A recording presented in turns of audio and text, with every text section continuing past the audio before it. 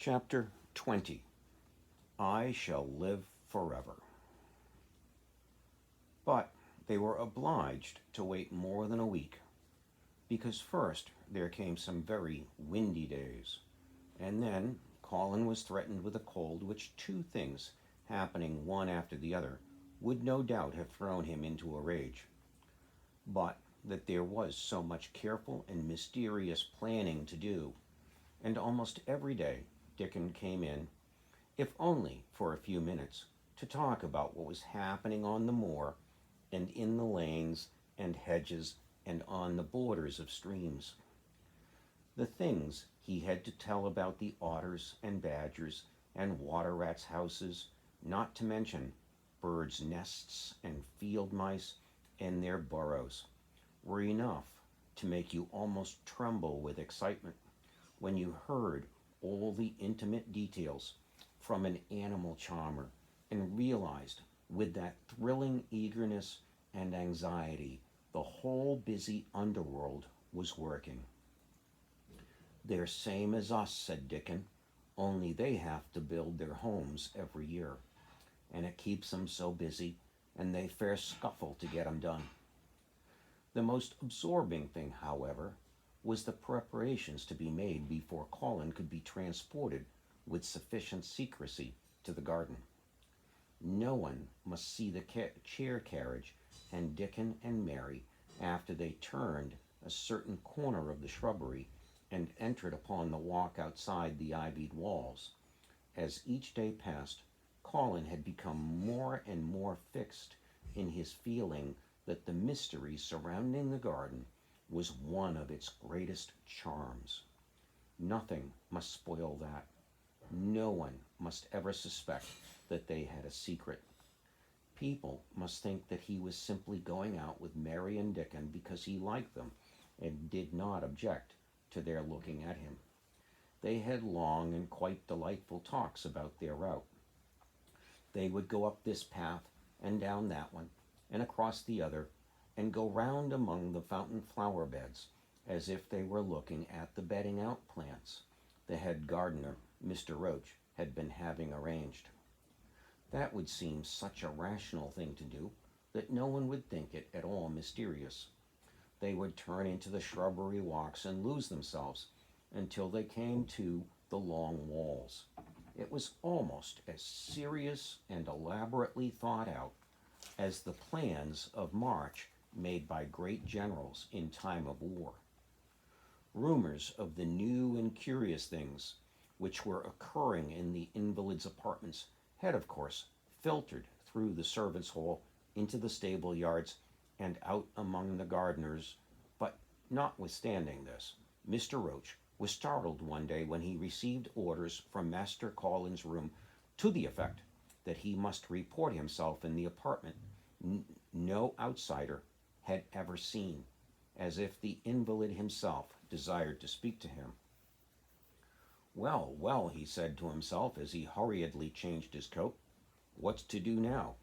His Royal Highness that wasn't to be looked at calling up a man he's never set eyes on." Mr. Roach was not without curiosity. He had never even caught even a glimpse of the boy, and he had heard a dozen exaggerated stories about his uncanny looks and ways and his insane tempers. The thing he had heard oftenest was that he might die at any moment, and there had been numerous fanciful descriptions of a humped back and helpless limbs given by people who had never seen him. "Things are changing in this house, Mr. Roach," said Mrs. Medlock, as she led him up the back staircase to the corridor onto which opened the hitherto mysterious chamber. "Let's hope they're changing for the better, Mrs. Medlock," he answered. "They couldn't well change for the worse," she continued, "and queer as it all is, there's them as finds their duties made a lot easier to stand up under. Don't you be surprised, Mr. Roach, if you find yourself in the middle of a menagerie and Martha Sowerby's Dickon more at home than you or me could ever be." There really was a sort of magic about Dickon, as Mary always privately believed.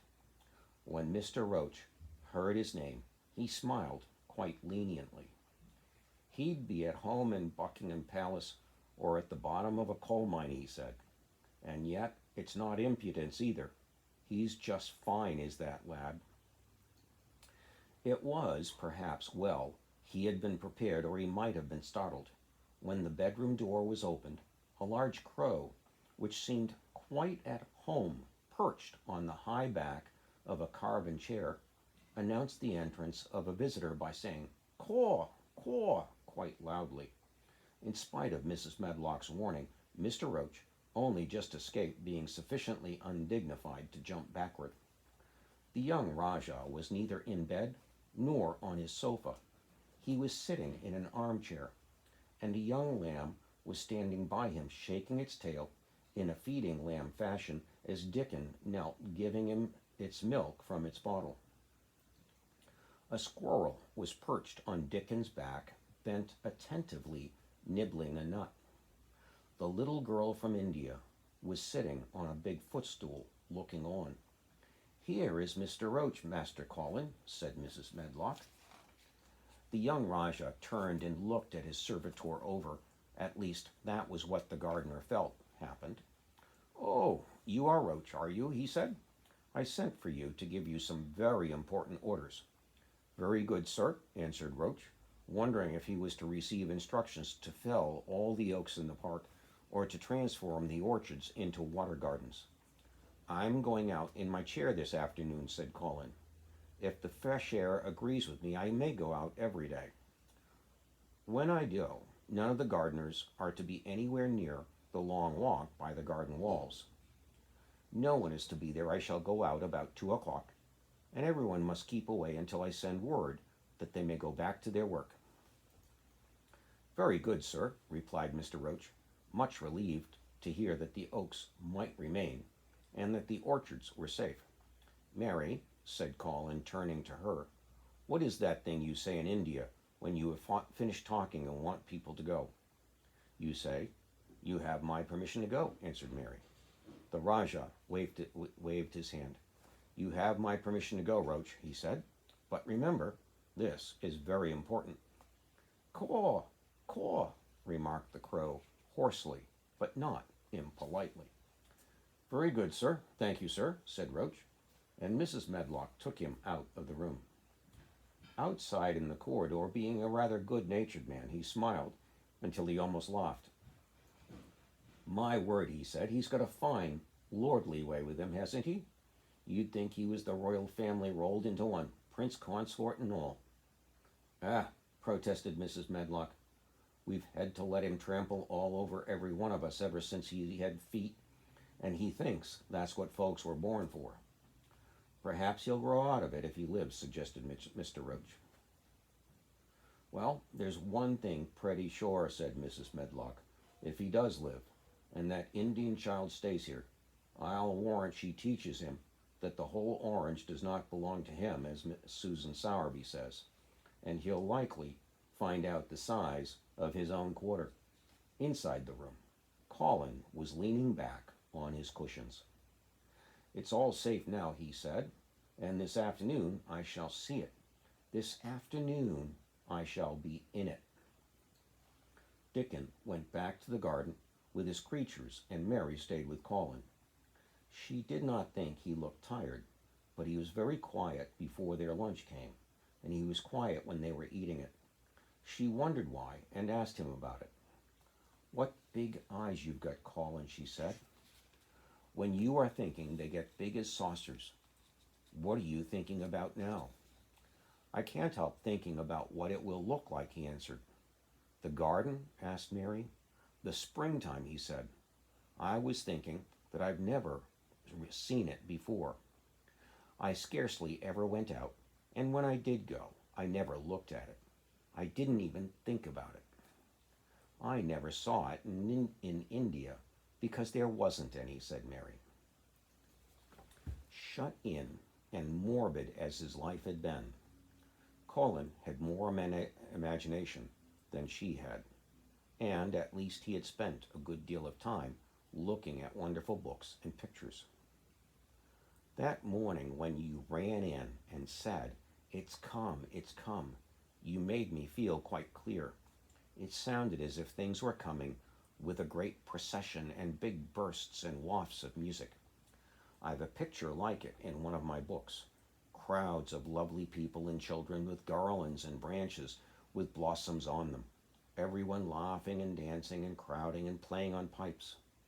That was why I said, perhaps we shall hear golden trumpets, and told you to throw open the window. How funny, said Mary. That's really just what it feels like. And if all the flowers and leaves and green things and birds and wild creatures danced past at once, what a crowd it would be. I'm sure they'd dance and sing and flute, and that would be the wafts of music. They both laughed, but it was not because the idea was laughable, but because they both liked it so much. A little later, the nurse made Colin ready. She noticed that instead of lying like a dog while his clothes were put on, he sat up and made some efforts to help himself, and he talked and laughed with Mary all the time. This is one of his good days, sir, she said to Dr. Craven, who dropped in to inspect him. He's in such good spirits that it makes him stronger. I'll call in again later in the afternoon after he has come in, said Dr. Craven. I must see how the going out agrees with him. I wish, in a very low voice, that he would let you go with him. I'd rather give up the case this moment, sir, than even stay here while it's suggested, answered the nurse with sudden firmness. I hadn't really decided to suggest it, said the doctor with his slight nervousness. We'll try the experiment. Dickon's a lad I'd trust with a newborn child. The strongest footman in the house carried Colin downstairs and put him in his wheelchair, near which Dickon waited outside. After the manservant had arranged his rugs and cushions, the Rajah waved his hand to him and to the nurse. You have my permission to go, he said. And they both disappeared quickly, and it must be confessed, giggled when they were safely inside the house. Dickon began to push the wheeled chair slowly and steadily. Mistress Mary walked beside it, and Colin leaned back and lifted his face to the sky. The arc of it looked very high, and the small, snowy clouds seemed like white birds floating on outspread wings below its crystal blueness. The wind swept in soft, big breaths down from the moor, and was strange with a wild, clear, scented sweetness. Colin kept lifting his thin chest to draw it in, and his big eyes looked as if it were they which were listening instead of his ears. There are so many sounds of singing and humming and calling out, he said. What is that scent the puffs of wind bring? It's the gorse on the moor that's open and out, answered Dickon. The bees are at it wonderful today. Not a human creature was to be caught sight of in the paths they took. In fact, every gardener or gardener's lad had been witched away, but they wound in and out among the shrubbery and out round the fountain beds, following their carefully planned route for the mere mysterious pleasure of it. But when at last they turned into the long walk by the ivied walls, the excited sense of an approaching thrill made them, for some curious reason they could not have explained, begin to speak in whispers. This is it, breathed Mary. This is where I used to walk up and down and wonder and wonder. Is it? Cried Colin, and his eyes began to search the ivy with eager curiousness. But I can see nothing, he whispered. There is no door. That's what I thought, said Mary. Then there was a lovely, breathless silence, and the chair wheeled on.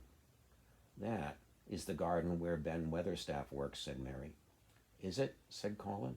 A few yards more, and Mary whispered again. This is where the robin flew over the wall, she said. Is it? Cried Colin. Oh, I wish he'd come again. And that, said Mary, with a solemn delight, pointing under it a big lilac bush, is where he perched on the little heap of earth and showed me the key. Then Colin sat up. Where? Where? There? He cried, and his eyes were as big as the wolf's in Red Riding Hood, when Red Riding Hood felt called upon to remark on them. Dickon stood still, and the wheelchair stopped. And this, said Mary, stepping onto the bed close to the ivy, is where I went to talk to him when he chirped at me from top of the wall. And this is the ivy the wind blew back. And she took hold of the hanging green curtain. Oh, is it? Is it? Gasped Colin. Here we have their picture. And the sun fell upon his face like a hand with a lovely touch. And here is the handle, and here is the door. Dickon pushed him in. Push him in quickly. And Dickon did it with one strong, steady, splendid push. And Colin had actually dropped back from his cushions, even though he gasped with his delight. And he had covered his eyes with his hands and held them there, shutting out everything until they were inside, and the chair stopped as if by magic, and the door was closed. Not till then did he take them away and look round and round and round, as Dickon and Mary had done, and over walls and earth and trees and swinging sprays and tendrils the fair green veil of tender little leaves had crept. And in the grass, under the trees, and the gray urns in the alcoves, and here and there everywhere were touches or splashes of gold, and purple and white, and the trees were showing pink, and snow above his head, and there were fluttering of wings, and faint sweet pipes, and humming, and scents, and scents. And the sun fell warm upon his face, like a hand with a lovely touch. And in wonder, Mary and Dickon stood and stared at him. He looked so strange and different because a pink glow of color had actually crept all over him, ivory face and neck and hands and all. I shall get well. I shall get well, he cried out. Mary, Dickon, I shall get well, and I shall live forever and ever and ever.